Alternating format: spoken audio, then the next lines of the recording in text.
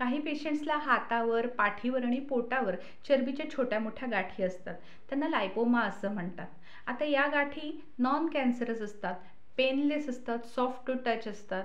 पण फक्त दिसायला चांगलं न दिसल्यामुळे कॉस्मेटिक पर्पजसाठी यावर इलाज करायला लागतो. आता होते काय, आपण जे पण डाएट घेतो त्यातनं फॅट ॲब्झॉर्ब होतं आणि ते आपल्या बॉडीमध्ये जमा होतं. पण जर काही कारणांमुळे हे फॅट स्किन आणि मसल ह्याच्यामध्ये जमा झालं तर तिथे एक पॉकेट म्हणजे पोकळी तयार होऊन तिथं हे फॅट जमा होतो आणि वरून एलिव्हेशन म्हणजे टेंगूळ आल्यासारखं दिसतं. तिथे अशा छोट्या मोठ्या गाठी तयार होतात, त्यांनाच लायपोमा असं म्हणतात.